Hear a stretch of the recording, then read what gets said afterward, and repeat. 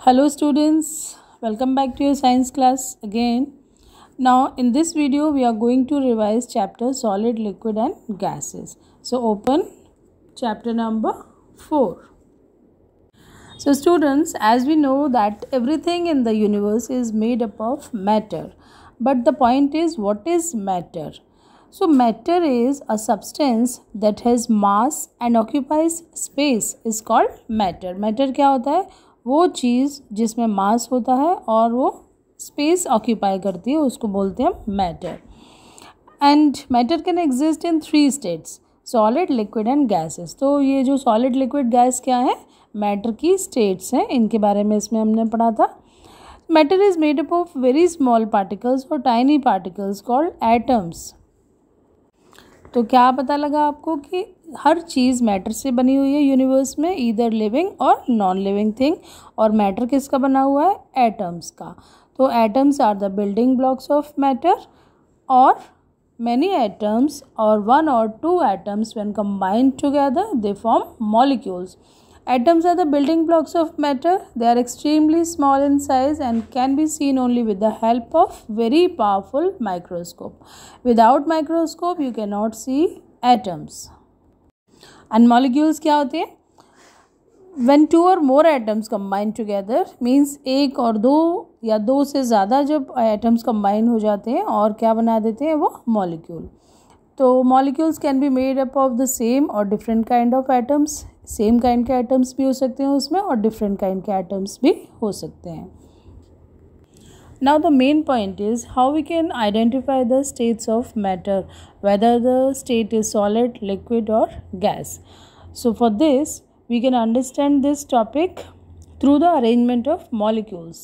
Now let's see the arrangement of molecules. Arrangement of molecules in solids. Solids के जो molecules होते हैं closely packed होते हैं और उनके बीच में force of attraction काफ़ी strong होता है. तो उनके इसीलिए जो solids होते हैं उनकी fixed shape भी होती है और volume भी उनका definite होता है.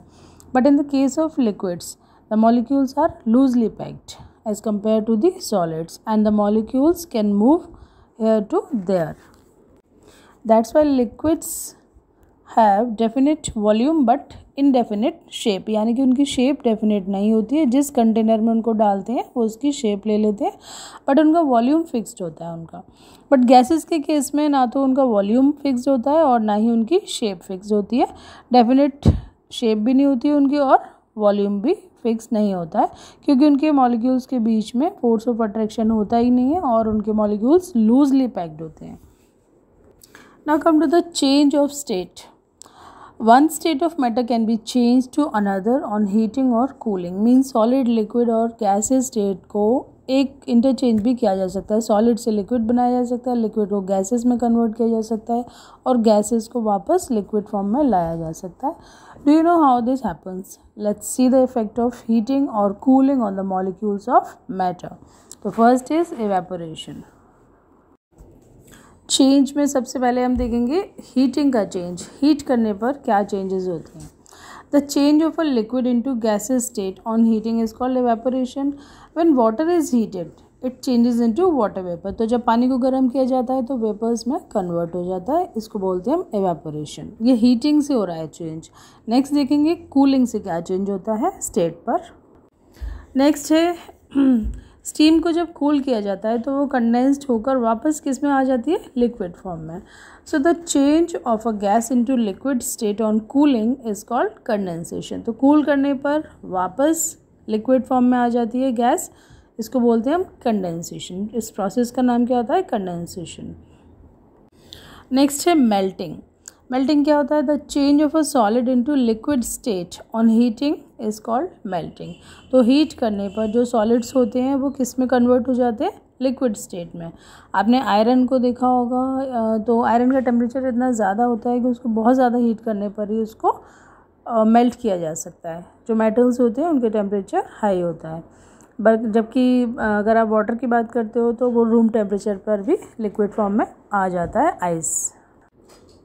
एंड लास्ट इफेक्ट है freezing. The change of a liquid into solid state on cooling is called freezing. तो पानी को अगर आप फ्रीज़र में डाल देते हो थोड़ा टाइम के लिए तो किस में कन्वर्ट हो जाता है? लिक्विड वाटर सॉलिड फॉर्म में। तो ये होता है कूलिंग से जो इफेक्ट होता है। Now the next is solids in water. When we mix some solids in water, it dissolves completely। जैसे आप शुगर या सॉल्ट को पानी के अंदर डिज़ोल्व करते हो तो वो पूरी तरीके से उसमें घुल जाता है। तो ये क्या होते हैं, सॉल्युबल सब्सटेंस। लेकिन अगर आप सेंट को उसमें डाल के पानी में डिज़ोल्व करने की कोशिश करते हो तो वो डिज़ोल्व नहीं होता है। तो जो सब्सटेंस डिज़ोल्व नहीं होते हैं उनको बोलते हैं हम insoluble substance, and the substance which dissolve in water is known as soluble substance. Liquids के केस में भी ऐसा ही होता है, कुछ लिक्विड्स पानी में डिज़ोल्व हो जाते हैं, कुछ नहीं होते हैं। लाइक ऑयल की बात करते हैं अगर हम, तो ऑयल को अगर आप पानी के अंदर डिज़ोल्व करने की कोशिश करो तो वो मिक्स नहीं होता है, जबकि अगर आप मिल्क और वाटर को मिक्स करते हो तो ईजिली डिज़ोल्व हो जाते हैं, वो मिक्स हो जाते हैं। तो जो लिक्विड्स पानी में मिक्स नहीं होते हैं, these are known as immiscible liquids, and the liquids that mix in water are known as miscible liquids. Now gases in water, reaction क्या होता है, गैसेस को अगर पानी में मिक्स करते हैं तो क्या रिएक्शन होता है उसका। Some gases are also dissolve in water, like oxygen. Oxygen पानी में डिज़ोल्व हो जाती है, और जैसे एक्वेटिक एनिमल्स होते हैं वो ऑक्सीजन के थ्रू ही ब्रीथ करते हैं पानी के अंदर। Now the next topic is expansion and contraction of matter. Expansion क्या होता है, जब साइज इंक्रीज़ हो जाता है, और कॉन्ट्रैक्शन क्या होता है, जब साइज़ डिक्रीज़ होता है। तो किसी भी सब्सटेंस को जब हीट किया जाता है उसका साइज़ इंक्रीज़ होता है। This increase in size of matter is called expansion. ये हीटिंग पर ही होता है, मेटल्स के केस में होता है। जैसे आप मेटल को हीट करते हो तो एक नॉर्मल टेम्परेचर पे आने के बाद में वो एक्सपेंड होने लगता है उसका साइज़, और जब आप किसी सब्सटेंस को कूल करते हो तो फिर से वो अपने पुराने साइज़ में आ जाता है, यानी कि कॉन्ट्रैक्ट हो जाता है वो। तो इसको हम कॉन्ट्रैक्शन बोलते हैं जब डिक्रीज़ होता है साइज़, और जब इंक्रीज़ होता है उसको बोलते हैं एक्सपेंशन।